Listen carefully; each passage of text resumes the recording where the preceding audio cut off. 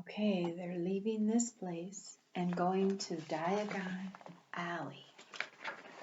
And here's the picture of the beginning. Poor Hagrid.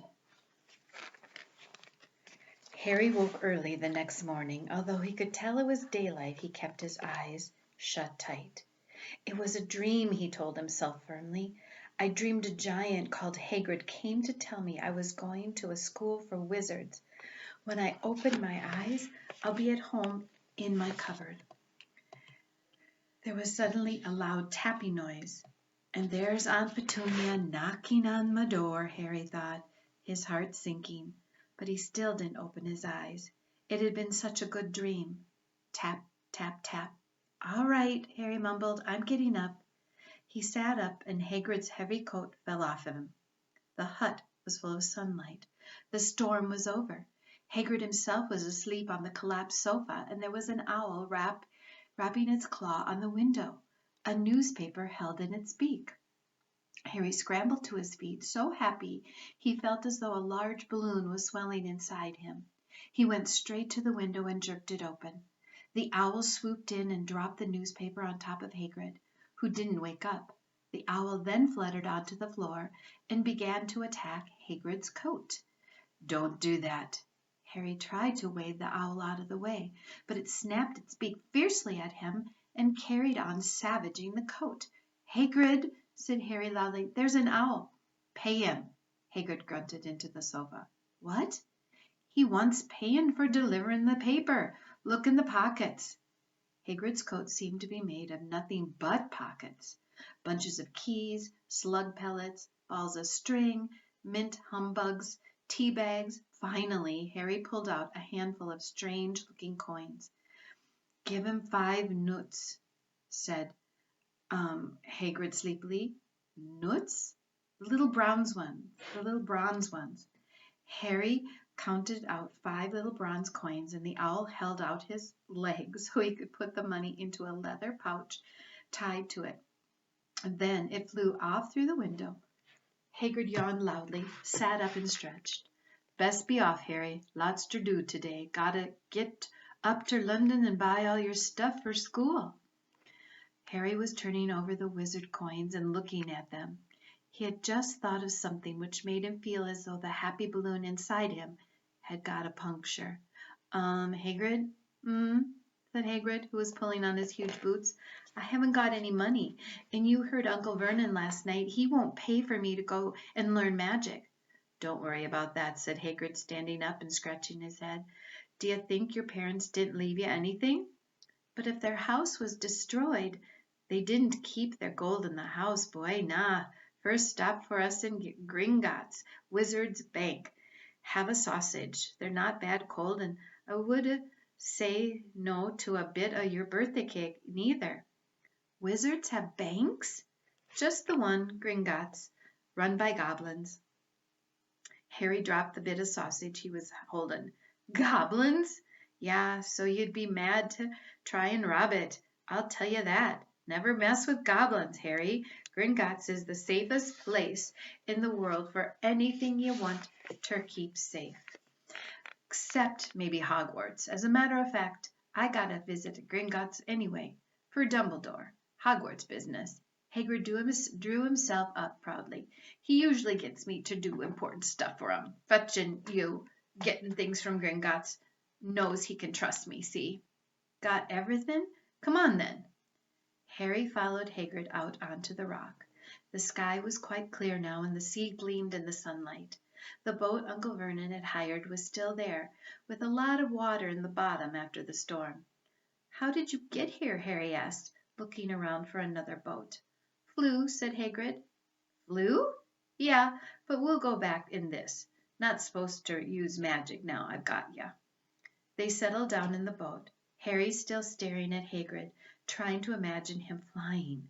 Seems a shame to row, though, said Hagrid, giving Harry another of his sideways looks. If I was to speed things up a bit, would you mind not mentioning it at Hogwarts? Of course not, said Harry, eager to see some more magic.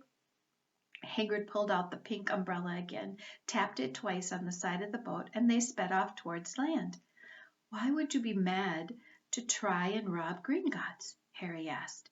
Spells, enchantments, said Hagrid, unfolding his newspaper as he spoke. They say there's dragons guarding the high security vaults, and then you gotta find your way. Gringotts is hundreds of miles under London, see?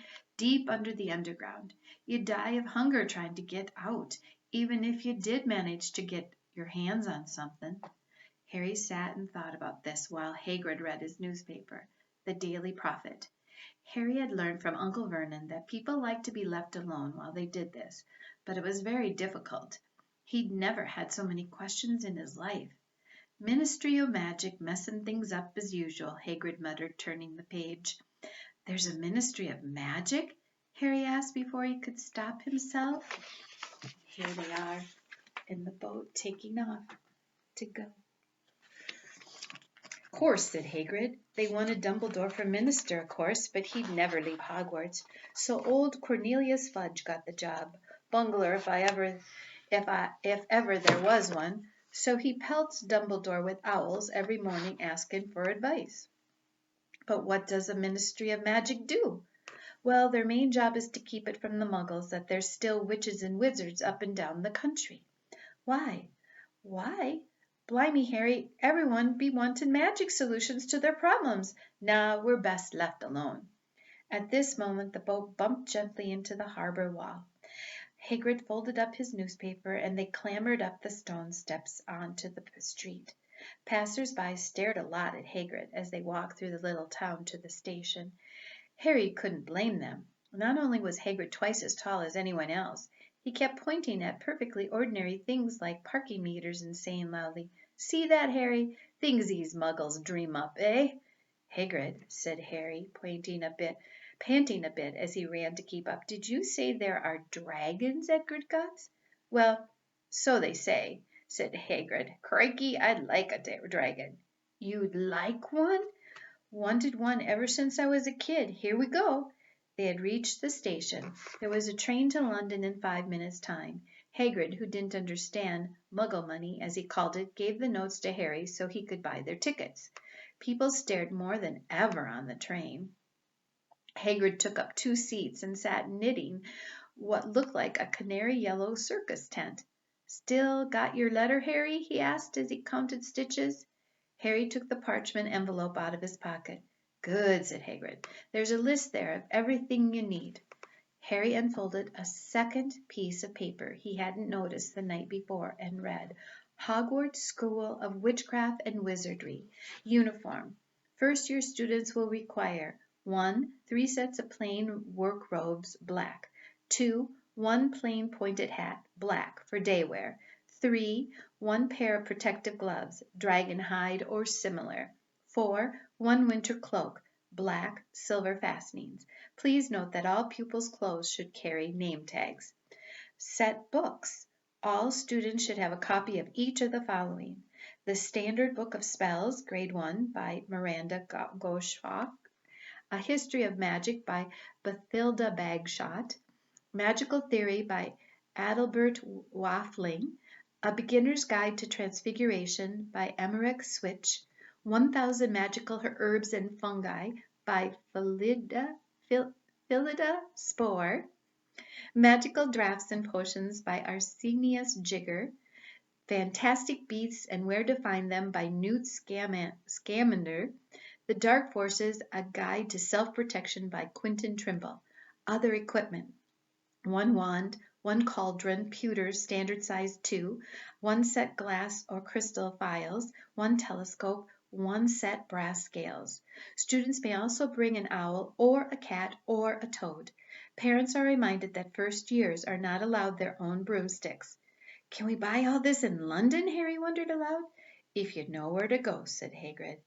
Harry had never been to London before. Although Hagrid seemed to know where he was going, he was obviously not used to getting there in an ordinary way. He got stuck in the ticket barrier on the Underground and complained loudly that the seats were too small and the train too slow.